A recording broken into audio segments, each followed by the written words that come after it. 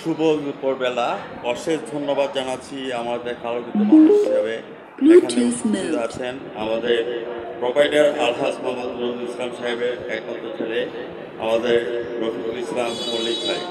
আমি আমার bright news 79 channel এবং জাতীয় পত্রিকা থেকে আমি সাংবাদিক ফরাজ ভাইয়ের প্রসঙ্গে আছি। মল্লিক ভাই, আমার প্রশ্ন হচ্ছে যে আপনাদের এই ব্যবসা প্রতিষ্ঠানটা আজকে কত বছর হয়েছে? আপনার চ্যানেল 99 উদাহরণে আমি সাংবাদিক ফরাজ ভাই আপনার সঙ্গে আছি। সম্মানিত মল্লিক ভাই, হাতে নেন। আসলে আমাদের এই ব্যবসা প্রতিষ্ঠান আমার বাবা প্রায় পাকিস্তান পিউরি বাজারে হ্যাঁ, তাহলে বরিশাল থেকে আসে। বিশাল ব্যাপার। বরিশাল ওনার জন্মস্থান। আচ্ছা, প্রায় বাংলাদেশ স্বাধীন হওয়ার পরপরই যখন উনি ছোট 8-9 বছর বয়স, তখন বরিশাল থেকে পেটের দায়ে পেটের তাগিদে রংপুরে আসে কিছু করে খাওয়ার জন্য। বাই দিস টাইম তখন দীর্ঘদিন উনি মাথায় করে হলুদ বিক্রি করছে। ও এই বাজারে দীর্ঘদিন কাঁচামাল বিক্রি করছে ধারে করে। এখান থেকে পীরগঞ্জ, এখান থেকে তারাগঞ্জ, বিভিন্ন জায়গায় ভাড়ে করে হলুদ নিয়ে গিয়ে বিক্রি করছে। এই দীর্ঘদিন কষ্টের সুফল হলো তার সম্পদ। এই সম্পদ, দোকানপাট, বাসা বাড়ি, যা কিছু আছে ওনার সব কষ্টের করা। তারপর ক্রমান্বয়ে আস্তে আস্তে উনি বাজারের রাজনীতির সাথে সম্পৃক্ত হন এবং এই আমাদের এই প্রতিষ্ঠানভাবে বাজারের ভিতরে আরও প্রতিষ্ঠান আমাদের আছে। আর যখন তিনি বাজারের রাজনীতির সাথে সম্পৃক্ত হন, সর্বপ্রথম তিনি 12 সালে ধর্ম সম্পাদক পদে ইলেকশন করেন।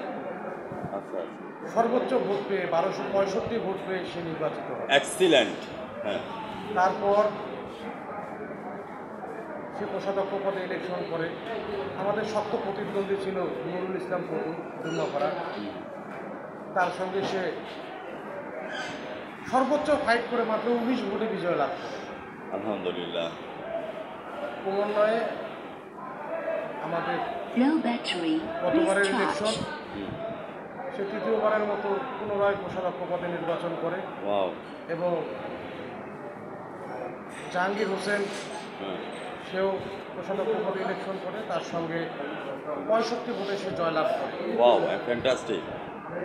আল্লাহর রহমতে দীর্ঘদিন সে নির্বাচন করার ফলে বাজারের ব্যবসায়ীরা, আমাদের এলাকার মানুষ, বডিতে সভাপতি, অন্যান্য যারা সম্পাদক আছে, তাদের ছাড়াই সে এবার সাধারণ সম্পাদক পদে ইলেকশন করবে। Viewers, like father like son, যেমন বাবা তেমন পুত্র। আমি আপনাকে ধন্যবাদ জ্ঞাপন করছি মল্লিক ভাই। পাশ্চাত্য দার্শনিক রাষ্ট্রীন বলিয়াছেন এই পৃথিবীতে মানুষের 3টি কর্তব্য রয়েছে। একটা হচ্ছে ডিউটি টুয়ার্ডস গড, তুমি তোমার আল্লাহর হুকুম মেনে চলো। ডিউটি টুয়ার্ডস প্যারেন্টস, তুমি তোমার পিতামাতার হুকুম মেনে চলো। সম্রাট নেপোলিয়ন বলেছেন, তুমি আমাকে একটা শিক্ষিত মা দাও, আমি তোমাকে একটা শিক্ষিত জাতি দেবো। আপনার গর্ভধারী মাকে আমি সেলুট জানাচ্ছি, আপনার মতো সোনার ছেলে আপনারা পেয়েছি। রাশকিন তার 3য় নম্বর উক্তির মতো বলেছেন, ডিউটি টুয়ার্ডস ম্যানকাইন্ড, অর্থাৎ মানব সেবা একটি মহৎ গুণ। ব্যবসার সাথে কাকা হাঁটিয়ে পা করে কিন্তু মানব সেবা করেছেন। তো সেই সুবাদে কাকাকে অসংখ্য ধন্যবাদ। তার সাথে মল্লিক ভাই, লাইক ফাদার লাইক সন, আপনাকে চ্যানেলে ওনার কথাগুলি তুলে ধরার জন্য অসংখ্য ধন্যবাদ জ্ঞাপন করছি। তো পরক্ষণে আমি আপনার কাছে জানতে চাচ্ছি যে মল্লিক ভাই, বর্তমানে ব্যবসা বাণিজ্যের পরিস্থিতি কেমন যাচ্ছে, এই কথাটা একটু চ্যানেলে তুলে ধরবেন। আসলে ব্যবসা বাণিজ্যের পরিস্থিতি বলতে আমরা যে পণ্যটার উপর ব্যবসা করি সেটা পেঁয়াজ। পেঁয়াজ আমরা হিলি সোনা মসজিদ ভোমরা থেকে এই আমাদের বাংলাদেশের স্থলবন্দর 4টা, হিলি সোনা মসজিদ ভোমরা বেনাপোল। আর বেনাপোল থেকে আমাদের লেনদেন নাই, আমাদের মাল আমরা আনি হিলি সোনা মসজিদ ভোমরা থেকে। কিন্তু কিছুদিন আগে ভারত পেঁয়াজ বন্ধ করে দেওয়ায় ভারতের পেঁয়াজটা বাংলাদেশে আসা বন্ধ হয়ে যায়। তখন দেশি পেঁয়াজের উপর চাপ পড়ে, দামের পার্থক্য করে, ক্রমান্বয়ে দাম বেড়ে যায়, আমরা অসুস্থের মধ্যে পড়ি। তাই যতদিন পর্যন্ত এলসি পেঁয়াজ, ইন্ডিয়ান পেঁয়াজ বাংলাদেশে ঢুকবে না, ততদিন পর্যন্ত 60-65 টাকা 70 টাকা কেজি ধরে পেঁয়াজ আমাদেরকে খেতে হবে। Right, exactly. আর কিছুদিন আগে ভারত আইপি দিয়েছিল হ্যাঁ, হ্যাঁ, পেঁয়াজ 35,000 টন, হ্যাঁ, হ্যাঁ, 35,000 মেট্রিক টন পেঁয়াজ বাংলাদেশে ঢোকার কথা ছিল। কিন্তু ভারত যে পরিমাণ ডিউটি চার্জ করে, হ্যাঁ, হ্যাঁ, ওই পরিমাণ ডিউটি চার্জ করে বাংলাদেশে পেঁয়াজ এনে হ্যাঁ, 40-50 টাকা কেজি বিক্রি করা সম্ভব নয়। তাই ওরা আইপিটা দেওয়ার পরে আবার বন্ধ করে দেয়। No battery, আর please এসি পেঁয়াজ charge. তখন আর বাংলাদেশে আমাদের আসলো না। এইরকম দ্বিধাদ্বন্দ্বের মধ্যে আছে আমাদের ইম্পোর্টাররা ভারতের।